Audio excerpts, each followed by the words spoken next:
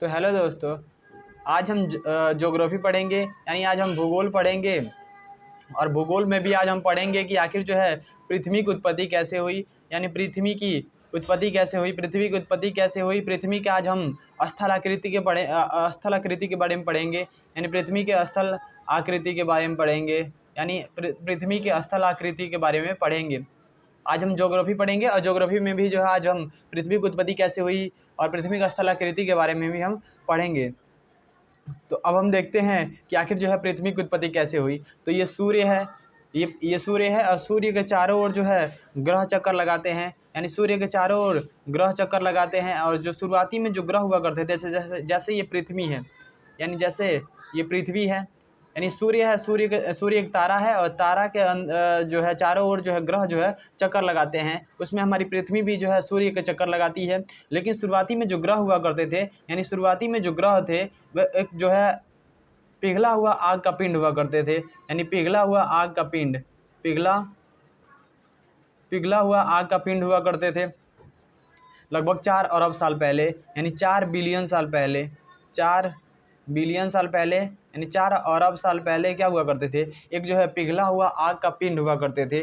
लेकिन पृथ्वी जो है तारा नहीं है कि वो हाइड्रोजन से हीलियम में बदलेगा और जो है पिघला हुआ जो आग का ज्वाला है वो उसी तरह से रहेगा। धीरे धीरे पृथ्वी क्या होने लगी, धीरे धीरे जो पृथ्वी है वो ठंडा होने लगी, यानी जो है पृथ्वी जो है ठंडा होने लगी, यानी कूल होने लगी, पृथ्वी जो है ठंडा होने लगी, पृथ्वी ठंडा होने लगी। और सबसे पहले जो पृथ्वी ठंडा हुआ तो इसका सबसे पहले इसका बाहरी हिस्सा ठंडा हुआ, यानी ये जो बाहर का हिस्सा है सबसे पहले इसका जो है बाहरी हिस्सा, ये बाहरी वाला हिस्सा है वो ठंडा हो गया और ठंडा होकर इसका बाहरी का हिस्सा ठोस बन गया, जिसे क्या कहा जाता है, जिसे कहा जाता है प्रारंभिक प्रॉपर्टी, यानी प्रारंभिक प्रॉपर्टी कहा जाता है, इसे प्रारंभिक प्रॉपर्टी कहा जाता है, प्रारंभिक प्रॉपर्टी कहा जाता है।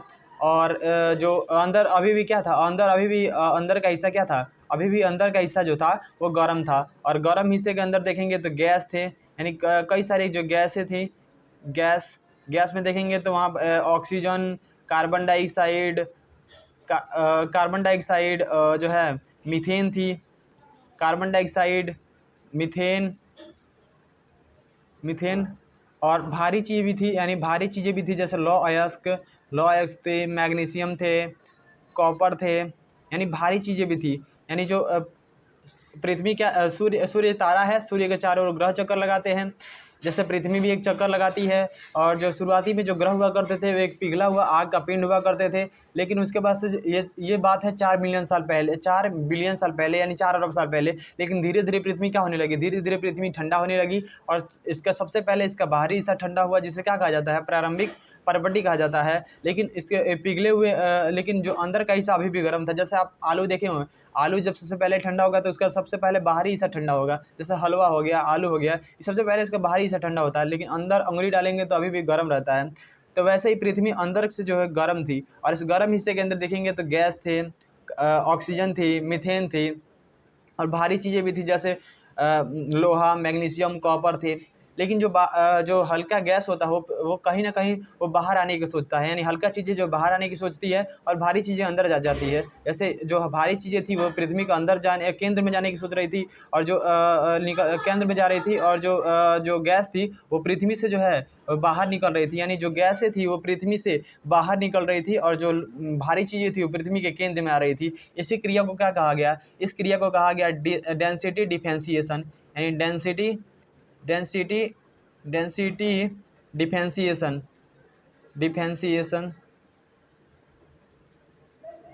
डेंसिटी डिफरेंशिएशन, यानी इसे हिंदी में कहा जाता है घनीभूतीकरण, यानी घनीभूतीकरण, इसे कहा गया घनीभूतीकरण कहा गया। लेकिन जो भारी चीज़ें थी, यानी जो भारी चीज़ें थी पृथ्वी के केंद्र में आना चाहती थी, यानी जो भारी चीज़ें थी वो पृथ्वी के केंद्र में आना चाहती थी, पृथ्वी के केंद्र में आना चाहती थी। और जो हल्की चीज़ें थी वो पृथ्वी से जो है निकलना चाहती थी, यानी बाहर निकलना चाहती थी। जैसे ऑक्सीजन, कार्बन डाइऑक्साइड जैसे गैस जो है पृथ्वी के से बाहर निकलना चाहती थी, मीथेन जैसे गैस से बाहर निकलना चाहती थी, आर्गन जैसे गैस जो है बाहर निकलना चाहती थी। लेकिन जो भारी चीज़ें थी पृथ्वी के केंद्र में जाना चाहती थी। इसके वजह से जो पृथ्वी पर जो है करोड़ों साल तक जो पृथ्वी पर लगातार जो ज्वालामुखी का जो विस्फोट है वो होते रहा, यानी ज्वालामुखी का जो विस्फोट है वो होते रहा। ज्वालामुखी जो है विस्फोट करती रही करोड़ों साल तक। और जो हम जानते हैं कि सबसे अधिक जो सबसे अधिक जो ज्वालामुखी फटता है तो सबसे अधिक जो गैस बाहर निकलती है, यानी सबसे अधिक जो गैस बाहर निकलती है वो जो निकलती है हाइड्रोजन यानी H2O बाहर निकलता है।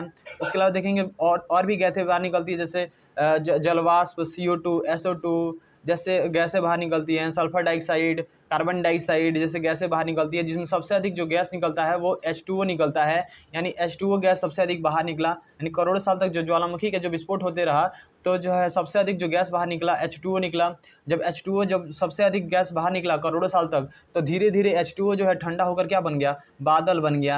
यानी धीरे धीरे ठंडा होकर ये H2O जो है बादल में बदल गया, पानी के बूंदों में बदल गया। और लगातार करोड़ों साल तक पृथ्वी पर क्या हुआ, करोड़ों साल तक जो पृथ्वी पर वर्षा होते रहा, करोड़ों साल तक वर्षा हुआ, जिसके कारण से जो पूरी पृथ्वी है वो पूरी पृथ्वी जलमग्न हो गई। यानी पूरी पृथ्वी जो है जल से भर गई, यानी जलमग्न हो गई। जो आज सागर देख रहे हैं, जो आज महासागर देख रहे हैं, जितनी भी चीज़ें हैं वो जो है इसी प्रक्रिया से हुई। ये जो है वैज्ञानिक दृष्टि से इसी तरह से जो है पृथ्वी की उत्पत्ति हुई, जिसके कारण से जब पूरे पृथ्वी जो है जलमग्न हो गई। और जलमय होने के बाद से जब धीरे धीरे जब सूर्य का प्रकाश निकला और जो है धीरे धीरे जब पृथ्वी जो है सूर्य जो है पानी को सोख लिया, और जब सोखने के कारण जो है आज द्वीप जो देख रहे हैं हम, वो इसी से इनकी उत्पत्ति हुई है। यानी जो द्वीप देख रहे हैं वो धीरे धीरे जो पानी सूखा तो इसे द्वीप जो है आज हमें दिखाई दिया है।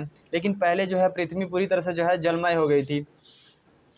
और जो है इसके ऐसा नहीं है कि जो सागर जहाँ पर समुद्र है वहाँ पर नीचे तल नहीं है, समुद्र के नीचे भी तल है। जो कहीं ना कहीं जो पानी रुका हुआ है तो तल पर ही रुका हुआ है। तो पहले पानी नहीं था, पहले पृथ्वी जो है पूरी तरह से ज्वालामुखी फट रही थी। लेकिन जब ज्वालामुखी से जो सबसे अधिक जो गैस बाहर निकला, हाइड्रोजन निकला, यानी H2O निकला। जब H2O निकला तो धीरे धीरे ठंडा होकर ये जो है बादल बना, और बादल से करोड़ों साल तक लगातार वर्षा हुई, जिसके कारण से जो है पृथ्वी पूरी क्या हो गई, जलमग्न हो गई। और जो है पहले पृथ्वी पर जो है ऐसा नहीं था कि पृथ्वी पहले इस तरह से जो आज महाद्वीप जो देख रहे हैं, जैसे एशिया, अफ्रीका, ऑस्ट्रेलिया, अंटार्कटिका और उत्तरी अमेरिका, दक्षिण अमेरिका जैसे महाद्वीप आज देख रहे हैं, आज पहले उस तरह से महाद्वीप नहीं हुआ करते थे। पहले पृथ्वी पर 2 ही चीज़ हुआ करती थी, एक पेंजिया थी, एक बड़ा जो हिस्सा था उसे पेंजिया कहा जाता था, जो पानी वाला हिस्सा था उसे पेंथालासा कहा जाता था। लेकिन आगे जाकर जो ये पेंजिया 2 भागों में टूट गया, ये हो गया अंगारा लैंड, ये हो गया अंगारा लैंड, ये हो गया गोंडवाना लैंड, ये गोंडवाना लैंड हो गया। लेकिन जैसे भारत जो था यहाँ पर नहीं था, भारत जो है पहले एशिया में नहीं था, पहले जो भारत था तो ये गोंडवाना लैंड का हिस्सा था। लेकिन धीरे धीरे जो है भारत क्या हुआ, जो अंगारा लैंड में जाकर सट गया, जिसके कारण से जो मिट्टी तेथी सागर की जो मिट्टी थी वो यहाँ पर खड़ी हो गई, जिससे क्या हुआ, हिमालय पर्वत का निर्माण हुआ, हिमालय का निर्माण हुआ। तो आज हम जिस तरह से पृथ्वी को देख रहे हैं उस तरह से पृथ्वी थी नहीं। बहुत सारी घटनाएं हुई, लगभग इस घटना को होने में लगभग करोड़ों साल लग गए, और तब जाके जो है पृथ्वी का इस तरह से निर्माण हुआ। और बाकी ग्रहों का भी इसी तरह से हुआ होगा, क्योंकि जो सारे जो ग्रह हुआ करते थे 4 मिलियन साल पहले, यानी 4 बिलियन साल पहले, तो वो जो है एक पिघला हुआ आग का पिंड हुआ करते थे। ये आगे का टॉपिक है कि कैसे जो है इन ग्रहों का निर्माण हुआ, कि क्या सूर्य से टूटकर निर्माण हुआ या फिर कैसे इसका निर्माण हुआ, हम आगे बताएंगे। लेकिन आज बेसिकली हम पृथ्वी की जो स्थलाकृति है उससे हम समझ गए। उम्मीद है आपको समझ में आया होगा, और मिलते हैं अगले वीडियो में। तब तक के लिए जय हिंद।